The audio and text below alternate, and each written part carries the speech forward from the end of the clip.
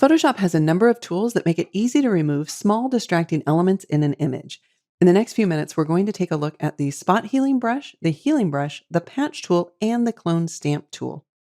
Now, the spot healing brush is going to automatically select the sample spot for you. So all you need to do is click on the bad spot that you want to remove, and Photoshop will replace it with one of three options, either content aware, create texture, or a proximity match. And the content aware technology I find typically gives me the best results.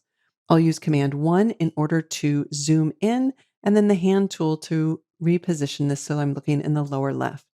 Now, in order to do this in a more flexible manner, I can retouch not on the background, but on a separate layer. So in the layers panel, I'll click on the new layer icon. Let's go ahead and just rename that to retouch. So we know that's my retouching layer. Then I'll want to make sure with all of the tools that I'm using that I have the option to either sample all layers or some of them have it worded a little different. You can sample the layer, the current layer and below, or all layers.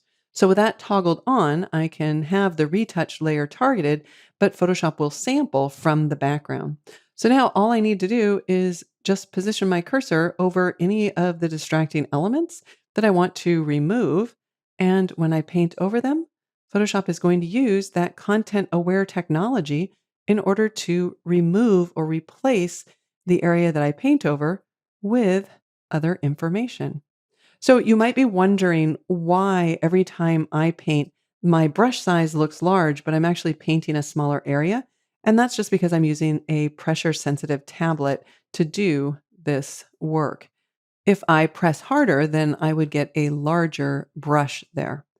All right, so just a few more things to remove, and then we'll switch to the healing brush. So when I select the regular healing brush tool, I don't have that content aware technology anymore because you're actually going to set the point from which you're going to sample. So you are kind of the healing brush technology. And like the other tool, we have the option to sample all of the layers.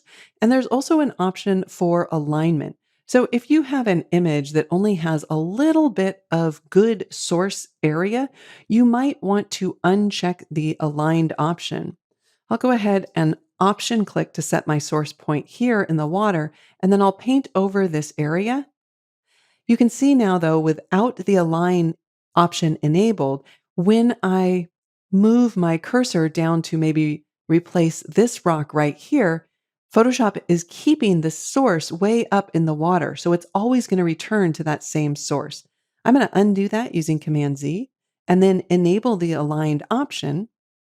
And now when I option click and select or paint over this area to remove it, and then I move to a different area, Photoshop is going to keep the source and the destination in alignment. So you can see that I've got the same distance between my brush and those crosshairs, no matter where I move in the image area.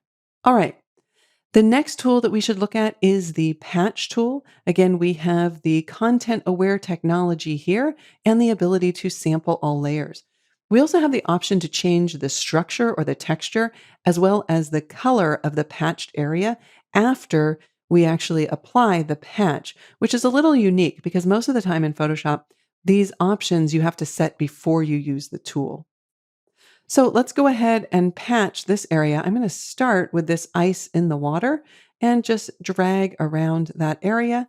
Then I can click inside and just select the area that I want to patch from.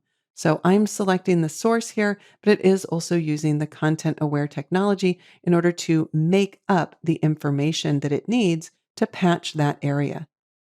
And as I mentioned, you can change the structure and the color after the fact. If I move the structure down, you can see there was a pretty dramatic change there. I can also use Command H on Mac, Control H on Windows to just hide the edges as I change these different options. We can see it will recalculate the structure there, and I can also have it recalculate the color, but there's not a lot of color in the original. So I'll go ahead and leave that set to 0. Now, don't forget that you've hidden those edges. I'll use Command H again in order to show them. All right, we can move around and see if there's anything else we want to patch. I'll just select this area here and reposition it. So it's kind of nice because it gives me more control. The other thing that you might want to pay attention to when you're retouching things like this is that you don't just get rid of the ice, you're going to also need to get rid of any shadows. Now, I don't really like that patch job that it did there, so I'm going to select all of that again and just scoot that over. Okay, there we go. I like that better. Now, you may have noticed that most of the pieces of ice that I've been removing haven't been close to the other areas of ice. And that's because if I use the patch tool and I make a selection around this ice and try to remove it, sometimes I get this little blending area along the edge. So, in order to avoid that, I can switch to the clone stamp tool. I can just tap the S key in order to select it. It also has the similar alignment options as well as the ability to sample all layers. Now, I find the clone stamp tool to be an excellent way to remove elements because it uses an exact duplicate of another area. And it's the tool that I prefer when there's a lot of good source information. Like in this case, there's a lot of good sand that I can choose from. But it's a little bit more difficult to use because you need to watch for variances in color and tone between the area that you sample for and the area that you're trying to get rid of. So I'll set the source by holding down the Option key on Mac, the Alt key on Windows. I'll just select maybe this sandy area here, and then I can start painting, and I'm going to get an exact duplicate. Hold down the Option key again to set a different source point, and then just remove those little areas.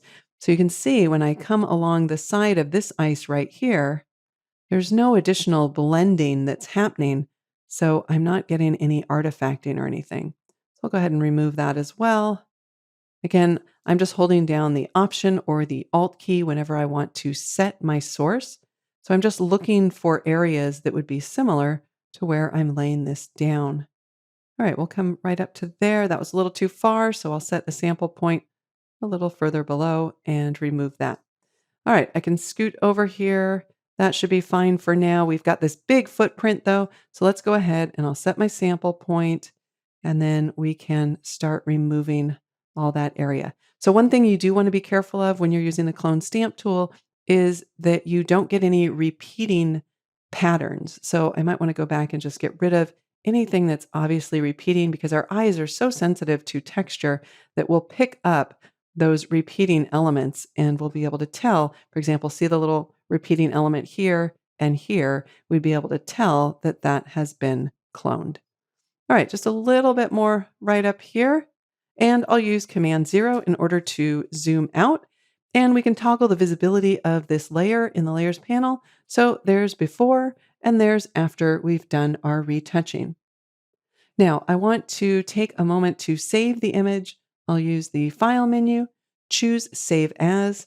I'm going to append this by just adding an underscore '01 and then saving it back to the local pixel editing folder. I'll save it as a layered PSD file and then click Save.